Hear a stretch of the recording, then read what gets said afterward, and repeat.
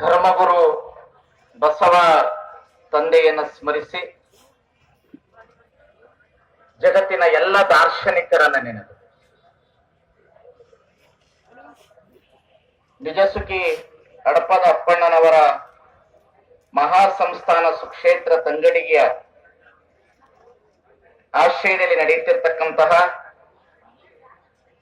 ಪರಮ ಪೂಜ್ಯ ಮೊದಲನೆಯ ಪೀಠಾಧಿಪತಿಗಳವರ 9ನೆಯ ಸ್ಮರಣೋತ್ಸವದ ನಿಮಿತ್ತವಾಗಿ ನಡೆದಿರುವಂತಹ ಈ ಕಾರ್ಯಕ್ರಮದ ಸನ್ನಿಧಾನವನ್ನು ವಹಿಸಿರ್ತಕ್ಕಂಥ ಇಳಕಲಿನ ಪರಮ ಪೂಜ್ಯ ಶ್ರೀಗಳವರಲ್ಲಿ, ಎಲ್ಲ ಶ್ರೀಗಳಲ್ಲಿ, ರಾಜಕಾರಣಿಗಳಲ್ಲಿ, ಮಾಧ್ಯಮದವರಲ್ಲಿ, ಸದ್ಭಕ್ತರಲ್ಲಿ, ಈ ಮಠದ ಪೀಠಾಧಿಪತಿಗಳಾಗಿರ್ತಕ್ಕಂಥ ಆತ್ಮೀಯ ಗುರುಗಳಲ್ಲಿ, ಎಲ್ಲ ಜಿಲ್ಲಾ ಅಧ್ಯಕ್ಷರುಗಳಲ್ಲಿ ತಮ್ಮೆಲ್ಲರಲ್ಲಿ ಭಕ್ತಿ ಶರಣಾರ್ಥಿಗಳು. ಬಹಳ ಹೆದರಿಕೆ ಆಯ್ತು ನನಗೆ. ಬೂಸ್ನವರು ಬಂದಾಗಲೂ ಹಂಗೆ ಚಪ್ಪಾಳೆ ತಟ್ಟಿದ್ರಿ, ನಡೆಯವರು ಎದ್ದು ನಿಂತಾಗಲೂ ಹಂಗೆ ಚಪ್ಪಾಳೆ ತಟ್ಟಿದ್ರಿ, ನಾನು ಬಂದಾಗಲೂ ಚಪ್ಪಾಳೆ ತಟ್ಟಿದ್ರಿ. ಅರ್ಥ ಆಗ್ಲಿಲ್ಲ ನನಗೆ.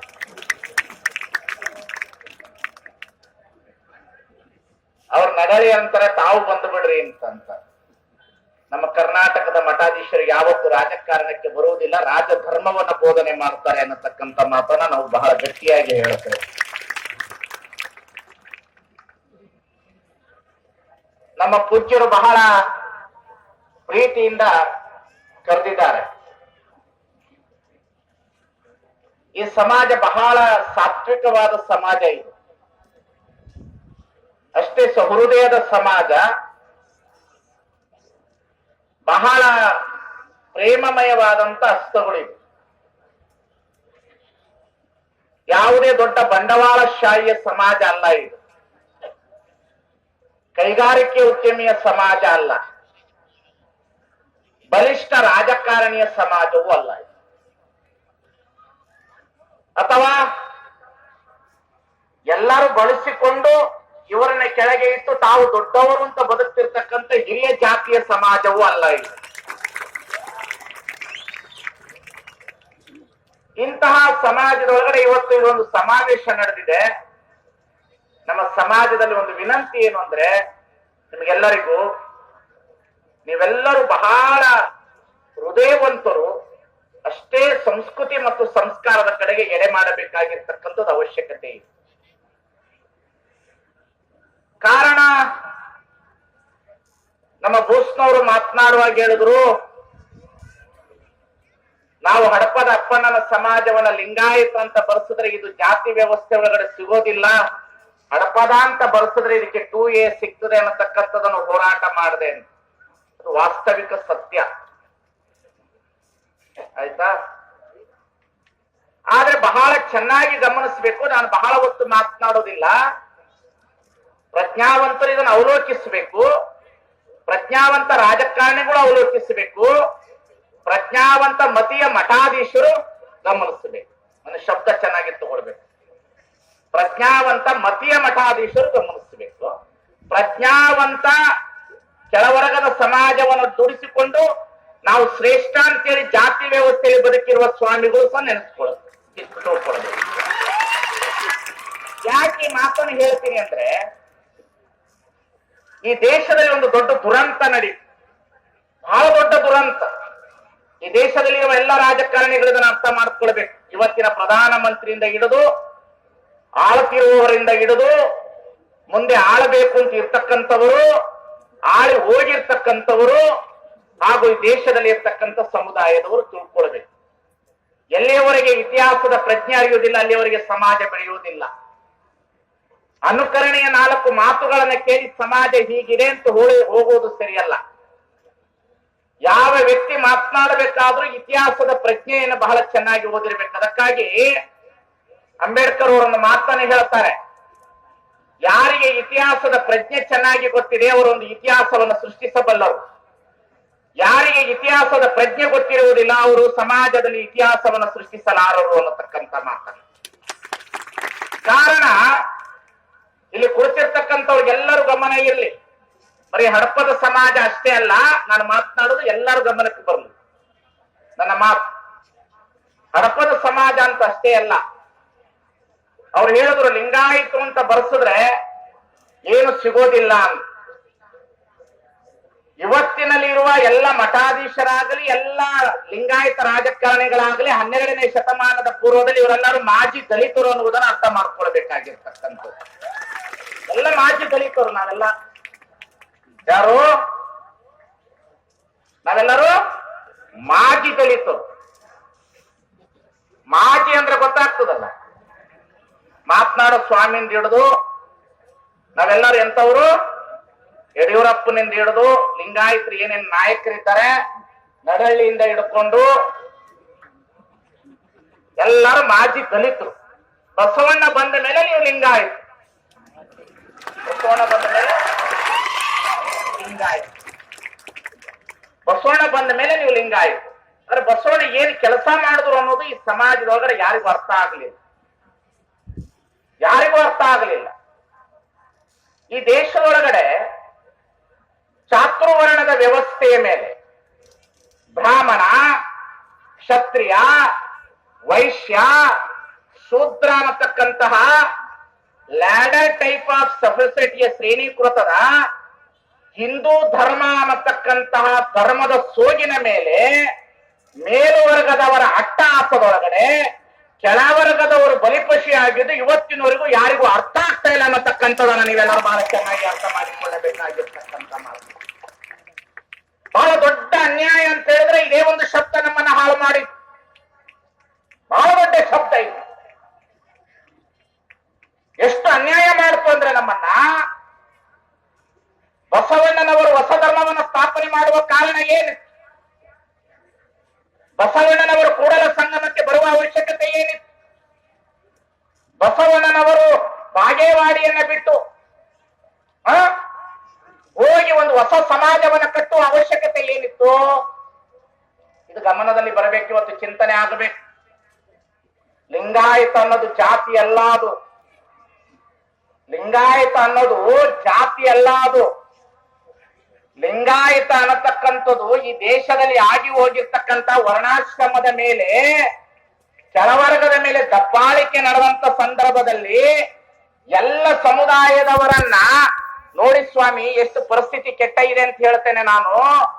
ದಲಿತ ವರ್ಗದವರನ್ನ ಊರೊಳಗಡೆ ಬಿಟ್ಕೊಳ್ಳಿಲ್ಲ. ನಿಮ್ಮನ್ನ ಅಸ್ಪೃಶ್ಯರು ಅಂದ್ರು, ಮಡಿವಾಳರನ್ನ ಅಸ್ಪೃಶ್ಯತರು ಅಂದ್ರು, ಗಾಣಿಗರನ್ನ ಅಸ್ಪೃಶ್ಯತೆ ಅಂದ್ರು. ಎಲ್ಲ ನಮ್ಮ ಕೆಳಗಡೆ ಇದು ಎಲ್ಲ ಕೈ ಕೆಲಸದ ಕಸುಬುದಾರರನ್ನೆಲ್ಲರನ್ನ ಶುದ್ಧರ ಗುಂಪಿಗೆ ಸೇರಿಸಿ ಮೇಲ್ವರ್ಗದವರ ಧರ್ಮದ ತಳಹದಿ ಮೇಲೆ ಆಟ ಆಡ್ತಿರುವಂತ ದಿನಮಾನ ಕಾಲದಲ್ಲಿ ಬಸವಣ್ಣ ಹೊಸ ಸಮುದಾಯವನ್ನ ಕಟ್ಟಿ ಇವರಿಗೆಲ್ಲರಿಗೂ ಸಂಸ್ಕಾರವನ್ನ ಕೊಟ್ಟು ಒಂದು ಹಿಂದೂ ಧರ್ಮದಿಂದ ಹೊರತುಪಡಿಸಿದ ಅಸ್ಪೃಶ್ಯತೆಯ ಧರ್ಮ ಅನ್ನತಕ್ಕಂಥದ್ದು ನಿರ್ಮಾಣ ಮಾಡಿದನ ಪುನಃ ಹಿಂದೂ ಧರ್ಮದ ತೆಕ್ಕೆಯೊಳಗೆ ಸೇರಿಸಿ ಹಾಳು ಮಾಡಿದವರು ಯಾರು? ಪ್ರಶ್ನೆ ಪ್ರಾರಂಭ ಆಗಲಿ. ಚಿಂತನೆಗೆ ಬರಲಿ, ರಾಜಕಾರಣಿಗಳು ಚಿಂತನೆಗೆ ಬರಲಿ, ಪ್ರಜ್ಞಾವಂತ ಸಮಾಜ ಬರಲಿ ನಮ್ಮ ಜೊತೆ. ಯಾರು ಇವತ್ತು ಈ ದೇಶದಲ್ಲಿ ಹುಟ್ಟಿರ್ತಕ್ಕಂಥ 50 ಲಕ್ಷ ಬಹಳ 2000 ವರ್ಷದ ಇತಿಹಾಸ ಇರುವಂತಹ ಜೈನ ಧರ್ಮಕ್ಕೆ 60 ಲಕ್ಷ ಜನ ಇರ್ತಕ್ಕಂಥ ಸಮುದಾಯಕ್ಕೆ ಈ ದೇಶದಲ್ಲಿ ಸ್ವತಂತ್ರ ಧರ್ಮ ಅಂತ ಡಿಕ್ಲೇರ್ ಮಾಡಿ ಪರಿಶಿಷ್ಟ ಜಾತಿ ಪರಿಶಿಷ್ಟ ಪಂಗಡದ ವ್ಯವಸ್ಥೆ ಎಲ್ಲ ಸವಲತ್ತುಗಳನ್ನು ಕೊಟ್ರಿ.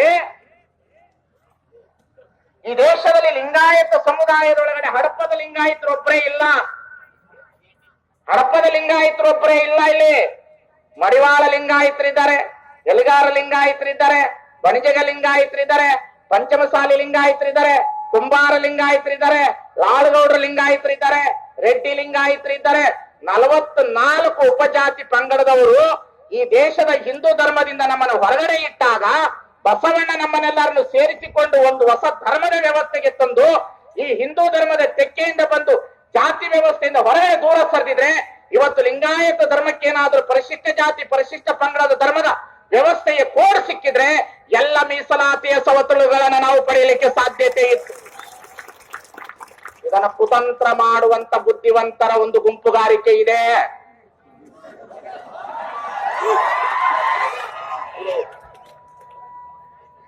ಆಗಲಿ ಇದು ನಿಜಗುಣಾನ ಸ್ವಾಮೀಜಿ ಮೇಲೆ ಏನೇನಾಗ್ತದ ಹಾಗೆ ಆಗ್ಲಿ, ಏನಾಗೋದಂತ ನೋಡ್ತೀವಿ. ಹೋಗ್ತೀವಿ. ನಾವೇನು ಹೆಂಡ್ರ ಮಕ್ಳಿದಾರ ಇದ್ರ ಇರ್ತಾರ, ಹೋದ್ರೆ ಹೋಗ್ತಾರ. ನಾವೇನ್ ರಾಜಕಾರಣಿಗಳಾಗ್ಬೇಕೇನ ಚಪ್ಪಾಳೆ ಗಿಟ್ಟಿಸ್ಕೊಳಕ? ಸ್ವಾಮಿ, ಏನ್ ಅನ್ಯಾಯ ಅಂತಂದ್ರೆ ಎಷ್ಟು ಅನ್ಯಾಯ. ಲಿಂಗಾಯತ ಅಂತ ಬರೆಸಿದ್ರೆ ಜಾತಿ ಆಗ್ತದಂತ. ಅನ್ಯಾಯ ಎಂದು ಆಗಬಾರದು. ಲಿಂಗಾಯತ ಅನ್ನೋದು ಒಂದು ಧರ್ಮದ ಸಮುದಾಯದ ಸಂಕೇತ. ಅದು ಜಾತಿ ಅಲ್ಲ, ಅದು ಇಡೀ ಎಲ್ಲ ಜಾತಿಗಳ ಸಮುದಾಯದ ಒಕ್ಕೂಟ.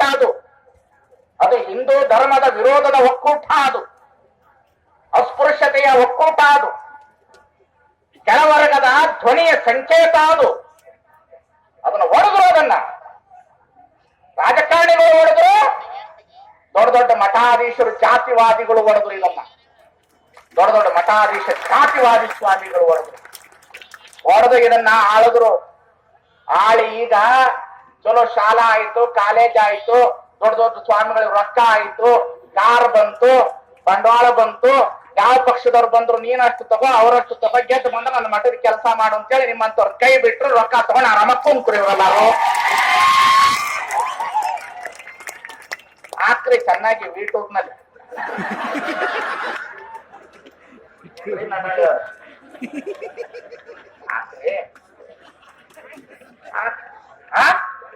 ಲೈವೇ ಬಿಡ್ರಿ. ಏನ್ ಕೊಟ್ರಿ ನೀವು? ಏನ್ ಕೊಟ್ರಿ ಹೇಳ್ರಿ ನೋಡೋಣ. ಅದಕ್ಕೆ ನಾನು ವಿನಂತಿಸ್ಕೊಳ್ತೇನೆ, ಎಲ್ಲೋ ಒಂದು ಧ್ವನಿ ಎದ್ದೇಳ. ಈ ನಾಡಿನೊಳಗಡೆ ಒಂದು ಧ್ವನಿ, ಅದೇ ಒಂದು ಧ್ವನಿ. ಈ ನಾಡಿನಲ್ಲಿ ಇಷ್ಟೆಲ್ಲ ಕೆಲಸ ಮಾಡಿದ ಧ್ವನಿ ಯಾವ್ದಾರ ಇದ್ರೆ ಅದು ಇಳಕಲ್ ಮಹಾಂತ ಸ್ವಾಮಿಗಳ ಧ್ವನಿ ಅನ್ನತಕ್ಕಂಥದ್ದನ್ನ ಅರ್ಥ ಮಾಡಿಕೊಳ್ಳಬೇಕು. ಬರೀ ಇಳಕಲ್ ಸ್ವಾಮಿಗಳು ಒಬ್ಬರು ಮಠಾಧೀಶರನ್ನ ಭಕ್ತವರ್ಗದವ್ರನ್ನ ಮಾಡ್ಕೊಂಡೆ ಅಂದ್ರೆ ಎಷ್ಟು ಕಷ್ಟ ಆಯ್ತು ಅನ್ನೋದು ನೀವೇ ನೋಡಿದ್ರಿ. ಇಳಕಲ್ ಒಳಗಡೆ ಏನೇನ್ ಕಷ್ಟ ಆಯ್ತು, ಏನ್ ಈ ಸಮಾಜದೊಳಗಡೆ ಏನೇನ್ ಆಗ್ತಾ ಇದೆ ಅಂತಾನೆ ಗೊತ್ತಾಗೋದಿಲ್ಲ ನಮಗೆ. ತಮ್ಮ ತಮ್ಮ ಅಧಿಕಾರದ ಆಸೆಗೋಸ್ಕರ ಇಡೀ ಲಿಂಗಾಯತ ಸಮುದಾಯನೇ ಹಾಳು ಮಾಡಿಬಿಟ್ರು. ಕಾಂಗ್ರೆಸ್ ಪಕ್ಷ ಜಾತ್ಯಾತೀತ ವ್ಯವಸ್ಥೆಯ ಸೋಗಿನ ಕೆಳಗಡೆ ಕಾಲಿನ ಕೆಳಗೆ ಇರುವ ಹಾವು. ಕಣ್ಣಿಗೆ ಕಾಣುವುದಿಲ್ಲ, ಅದು ಕಟ್ಟುತ್ತದೆ. ಅದು ಕಣ್ಣಿಗೆ ನಾವ್ ಹಿಂಗೆ ಮಾತನಾಡ್ತೀವ್ರಿ. ಅದು ಕೆಳಗಡೆ ಕಣ್ಣಿಗೆ ಕಾಣದಿರುವ ಹಾವು. ಕಚ್ಚಿನೇ ಗೊತ್ತಾಗೋದಿಲ್ಲ, ಸತ್ತೋಗ್ಬಿಟ್ರು ಕೆಳವರ್ಗದವರಲ್ಲ. ಯಾವುದು? ಕಾಂಗ್ರೆಸ್ ಪಕ್ಷದ ಒಂದು ಹಾವು. ಕಚ್ಚುತ್ತದೆ ಗೊತ್ತಾಗೋದು. ನೀವೆಲ್ಲ ಕಚ್ಚಿಸ್ಕೊಂಡಿದ್ದೀರಿ, ದಲಿತರು ಕಚ್ಚಿಸ್ಕೊಂಡಿದ್ದೀರಿ, ಎಲ್ಲ ವರ್ಗದವ್ರು ಕಚ್ಚಿಸ್ಕೊಂಡಿರಿ. ಆಮೇಲೆ ಹೆಂಗ್ ಕಚ್ಚದಂತ ಗೊತ್ತಿಲ್ಲ. ಇನ್ನೊಂದು ಹಾವು ಬಂದದ, ಧರ್ಮಾಧಾರಿತವಾಗಿ ಎದುರು ನಿಂತು ಬಿಟ್ಟಾರ ಎಡೆ ಎತ್ಕೊಂಡು. ಯಾವುದು ನೀವೇ ತಿಳ್ಕೊಳ್ಳಿ. ಧರ್ಮಾಧಾರಿತವಾಗಿ ಎಡೆ ಎತ್ಕೊಂಡು ನಿಂತ್ಕೊಳ್ಳೋದು ಇದು ದೇವರು ಅಂತಂತಾರ, ನಂಬಿಸಿ ಕಚ್ಚಿಸ್ತಾರ. ಯಾರು? ಇವರು. ಬಹಳ ಎಚ್ಚರ ಇರ್ಬೇಕು ಎರಡು ಹಾವಿನ ಬಗ್ಗೆ. ಒಂದು ಕೆಳಕ್ ಕಚ್ಚುತ್ತದ, ಅದು ಮೇಲೆ. ಇನ್ನೊಂದದ ಕುಂತದ ನಡಳಿ ಹಾವು. ಹೆಂಗ್ ಬಿಡಕ್ ಆಗ್ತದ? ಅದು ಎಲ್ಲಾ ಕಡೆ ಸರ್ದಾಡ್ತದೆ, ಕಾಲು ಸಿಗೋದು.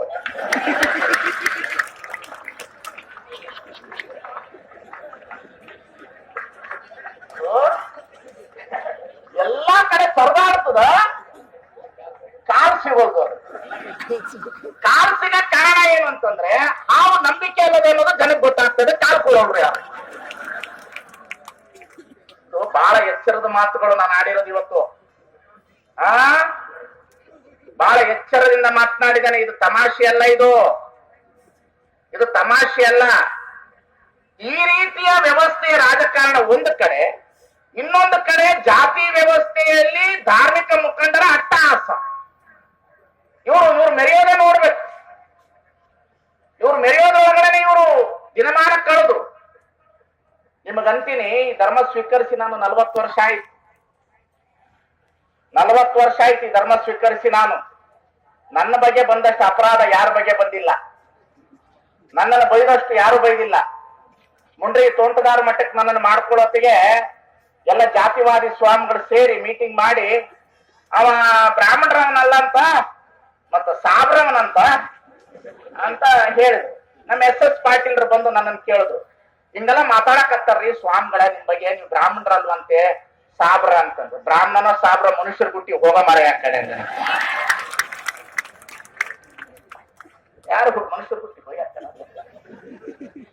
ಎಂತ ಕಿತಿಬಿ ಜನ ಇದ್ದಾರೆ ಈ ಜಗತ್ನಲ್ಲಿ. ನಾನ್ ಏನ್ ಹೇಳ್ತಾ ಇದ್ದೀನಿ ಅಂದ್ರೆ, ನಿಮ್ಗಳನ್ನ ಹುರಿದುಂಬಿಸಿ ಚಪ್ಪಾಳೆ ತೊಡ್ಸೋದು, ನಾವು ನಿಮ್ಮನ್ನ ಜೈ ಅನ್ಸೋದು, ನಾವೊಂದಷ್ಟು ಕೊಟ್ಟೋ ಇಷ್ಟು ಕೊಟ್ಟೋ ಇದಾಗೋದಿಲ್ಲ. ಕಡಪದ ಸಮಾಜದವರಿಗೆ ಒಂದು ಎಚ್ಚರದ ಮಾತು ಹೇಳ್ತೇನೆ ನಾನು ಇಲ್ಲಿ. ಅಧ್ಯಕ್ಷರುಗಳೇ, ಜಿಲ್ಲಾಧ್ಯಕ್ಷರುಗಳೇ, ನಿಮ್ಮ ಅಹಂಕಾರಗಳನ್ನ ಬಿಡಿ, ನಿಮ್ಮ ಗರ್ವಗಳನ್ನ ಬಿಡಿ,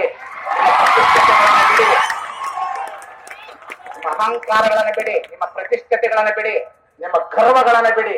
ಇಸ್ಲಾಂ ಸಮಾಜದವರು ಬಿಜೆಪಿ ಒಳಗಡೆ ಇದ್ದಾರೆ, ಕಾಂಗ್ರೆಸ್ ಒಳಗಿದ್ದಾರೆ, ಜೆಡಿಎಸ್ ಒಳಗಿದ್ದಾರೆ. ಆದ್ರೆ ಧರ್ಮದ ವಿಷಯ ಬಂದಾಗ ಹೇಗೆ ಹೊಂದಿದ್ದಾರೋ ಹಾಗೆ ನೀವು ಹಡಪದ ಸಮಾಜದವರು ಯಾವ ಪಕ್ಷದೊಳಗಾರು ಇರ್ಲಿ, ಸಮಾಜದ ಸಂಘಟನೆಗೆ ಮಾತ್ರ ಏಕರೂಪದ ಸಂಘಟನೆ ಆಗಬೇಕಾಗಿದೆ ಅನ್ನತಕ್ಕಂಥದ್ದನ್ನ ನೀವು ಅರ್ಥ ಮಾಡಿಕೊಳ್ಳಬೇಕಾಗಿದೆ. ಹಿಂದಿಗೆ ಮಾತಾಡ್ಬೇಕು ಹಡಪದ ಸಮಾಜದವರು. ಎಲ್ಲರೂ ಒಂದು ಕಡೆ ಬರಬೇಕು. ಬಿಜೆಪಿ ಕಾಂಗ್ರೆಸ್ ಒಳಗೆ ಕೆಲಸ ಮಾಡ್ರಿ, ಸಮಾಜದ ವಿಷಯ ಬಂತ ಇಲ್ಲ, ನಾನು ಯಾವ ಪಕ್ಷದವನಲ್ಲ, ನಾನು ಸಮಾಜದವನೇನು ಅನ್ನುವಂತ ತಲೆ ಕೊಡುವಂತ ಕೆಲಸ ಬಂದಾಗ ಮಾತ್ರ ಸಮಾಜ. ಇಲ್ಲ ಅಂದ್ರೆ ನಿಮ್ಮನ್ನ ಅವ್ರೊಂದಿಷ್ಟು ಕೊಟ್ಟ ಆಳ್ತಾರ, ಇವ್ರೊಂದಿಷ್ಟು ಕೊಟ್ಟ ಆಳ್ತಾರ. ನೀವು ಕೊಟ್ಟಿದ್ ನಿಯತ್ತಿಗೆ ಅವ್ರ ಮುಂದೆ ಕೈ ಮುಕ್ಕೊಂಡು ಆವಾಗ ಪೂಜೆ ಮಾಡೋರು ಕೆಲವು ಜನ, ಅವ್ರು ಕಚ್ಚಿಸ್ಕೊಂಡು ಸುಮ್ಮನೆ ಕೂರೋ ಕೆಲವು. ತಿಳಿತಿಲ್ಲ, ತಿಳಿತದ ಇಲ್ಲ ನಾನು ಹೇಳೋದು. ಇದನ್ನ ಬಿಡ್ರಿ. ಮುಂದಿನ ವರ್ಷ ಏನಾಗಬೇಕು ಈ ಕಾರ್ಯಕ್ರಮ ಅಂದ್ರ, ಎಲ್ಲಾ ಪಕ್ಷದ ರಾಜಕಾರಣಿಗಳು ಬರ್ಲಿ ಹೋಗ್ಲಿ, ಅವ್ರು ಏನ್ ಕೊಡ್ಬೇಕಾದದ್ದು ಕೊಡ್ಲಿ. ಎಲ್ಲಾ ಸ್ವಾಮಿಗಳು ನಾವೇನು ಬರ್ತೀವಿ, ಮಾತಾಡಿ ಹೋಗೋದಂತೆ ಹೋಗ್ತೀವಿ. ಆದ್ರೆ ನಮ್ಮನ್ನೆಲ್ಲರನ್ನ, ನಮ್ಮ ಪ್ರೀತಿ ವಿಶ್ವಾಸವನ್ನ, ನಮ್ಮೆಲ್ಲರ ಭಕ್ತಿ, ನಿಮ್ಮೆಲ್ಲರ ಗೌರವ ಯಾರ ಮೇಲೆ ಇರ್ಬೇಕಂದ್ರೆ ಹಡಪದ ಅಪ್ಪಣ್ಣನ ಪರಮ ಪೂಜ್ಯ ಪೀಠದ ಮಹಾಸ್ವಾಮಿಗಳ ಮೇಲೆ ಇರಬೇಕು. ಅವರ ಮೇಲಿದ್ರೆ ಮಾತ್ರ ನಿಮಗೆ ಶಕ್ತಿ. ಯಾಕೆಂದ್ರೆ ಸ್ವಾಮಿಗಳ ಶಕ್ತಿ ನಿಮಗೆ ಅರ್ಥ ಆಗೋದಿಲ್ಲ, ಸ್ವಾಮಿಗಳ ತ್ಯಾಗ ನಿಮಗೆ ಅರ್ಥ ಆಗೋದಿಲ್ಲ, ಸ್ವಾಮಿಗಳ ವ್ಯವಸ್ಥೆ ನಿಮಗೆ ಗೊತ್ತಾಗೋದಿಲ್ಲ. ಈ ಸಮಾಜದಲ್ಲಿ, ಈ ಸಮಾಜದೊಳಗಡೆ ಈ ಸಮಾಜ ಚೆನ್ನಾಗಿ ಬದುಕಬೇಕಾಗಿದೆ, ಈ ಸಮಾಜ ಚೆನ್ನಾಗಿ ಗುರುತಿಸ್ಕೊಳ್ಬೇಕಾಗಿದೆ. ಈ ಸಮಾಜಕ್ಕೆ ಸರ್ಕಾರದಿಂದ ಕೊಡುವ ಭಿಕ್ಷೆ ಅಲ್ಲ. ನೀವೇನಾದ್ರು ಕೊಡಿಸ್ತಾ ಇದ್ದೀನಿ ಅಂತಂದ್ರೆ ಅದು ನಿಮ್ಮ ಭಿಕ್ಷೆ ಅಲ್ಲ. ಏನು